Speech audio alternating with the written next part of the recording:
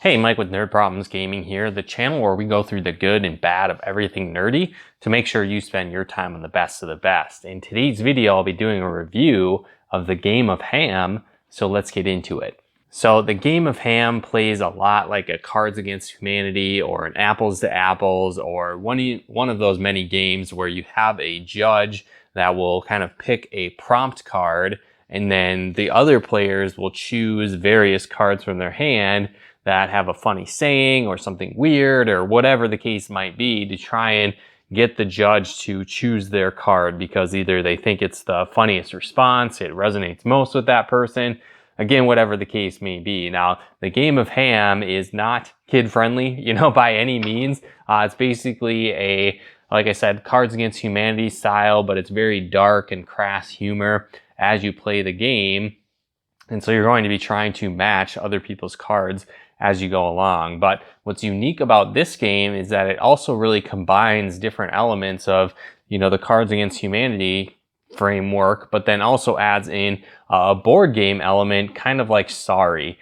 And so as you play, you're going to be going against the other players and you move along the board. Now, based on the cards that you win, so if your card is the one that is picked by the judge, what happens is you get to move that many spaces based on what the card says. And then you can move further along the board trying to progress along.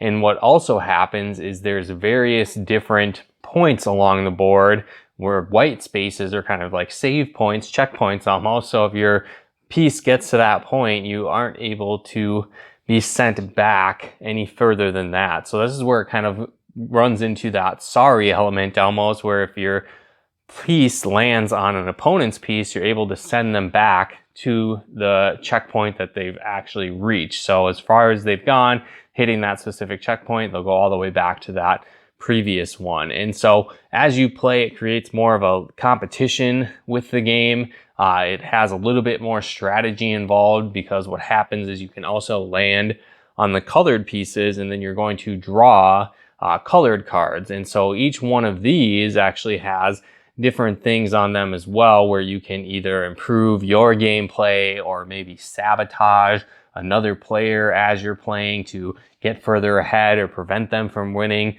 a hand or making the judge pick another card, right? So there's all kinds of different colors and abilities that you're able to use with these various cards to make it more likely that you're going to win.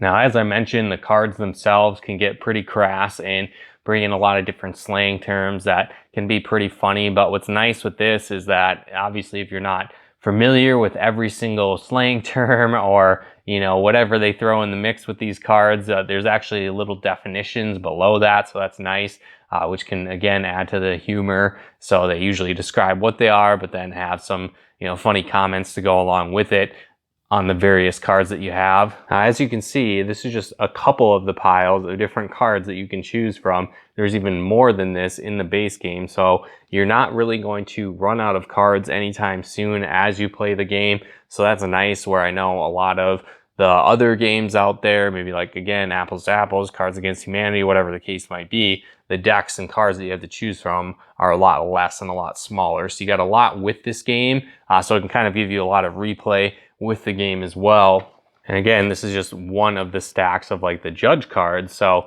again, you get a ton of these as well to play with. And a lot of them too, I've found, have the options where, they have the set things where it's kind of like fill in the blank, but there's a lot of them too where the judge kind of can choose their own. So it gives you kind of a list of suggestions you can choose from, but then also you can insert your own. So I think this can give you a lot more lifespan on the game where you aren't kind of going through the same cards over and over again. It gives you a little bit variety, being able to choose whatever thing you want to throw in, or again, from that list of 5 or 10 different options that they give you as well. So it can kind of make the cards last a lot longer and give you different experiences as you play through the game. One thing you'll notice too is that it has kind of a game board.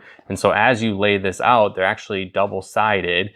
And so each time you play, you can actually randomize what path, you want the board to be in. And so that's kind of cool because it can give you different arrangements every time. And so that again just adds to another variety and more replayability as you go through. And so your goal is to eventually get to like the end space here, but you can literally put that wherever you want and arrange the board how you want as well. So again, that can just add to the replayability of the game and make it more difficult or easy depending on how you set it up. And as you go through, you know, you could just do 2 spaces if you want. You could do a bunch of them. It doesn't really matter. You can switch it up each time you play. On top of that, as I mentioned, when you land on the colored spaces, there's all kinds of different colored ham cards that you can get, and each one kind of has their own unique ability to it as well. So there's reds, there's yellows, there's orange, there's green, and each one, like I said, kind of has their own unique ability that can either boost what you're doing, improve your hand, kind of, like I said, sabotage other people, allow you to play more cards instead of just the one.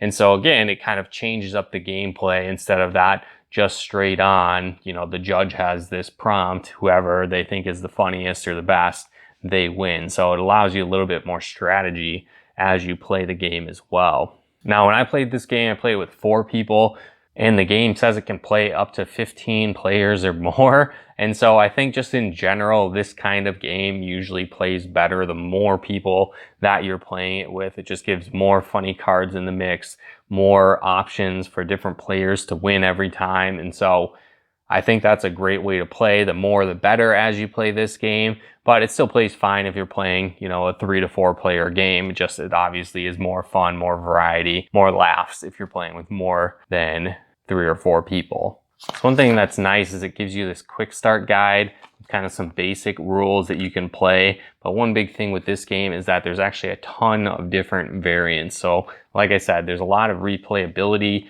with this game. So again, you've got like optional rules. This is just a 1 page, you know, of optional rules. Go through the next page of optional rules. So there's just a ton of variants. There's even things like if you want to play it as a drinking game, or maybe you are from Colorado and there's other things you like to do, there's a version for that as well. So there's a lot to this game, a lot of different variants. So I think there's a lot of replayability in that. So again, if you enjoy these crass, dark humor games, playing games kind of like Cards Against Humanity, but want a twist with it, more of a strategy involved than just reading off the cards, I think that you'll probably enjoy this game. But it's definitely not a safe for work version by any means. It's not a family game or anything like that. More kind of like a party with friends. Maybe you're drinking or doing other things. This could be a fun game to play in those situations. But like I said, it's more fun the more players you have as well. So I'd recommend having, you know, 4 players or more going through playing this game. You can play it with less, but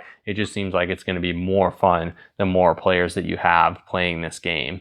But let me know in the comments below if you think this game looks fun, if you want to check it out. There's actually going to be links in the description below where you can go ahead and pick this game up if you like. Connect with Game of Ham on social media and more. So definitely check that out. But if you like this video, be sure to smash that like button.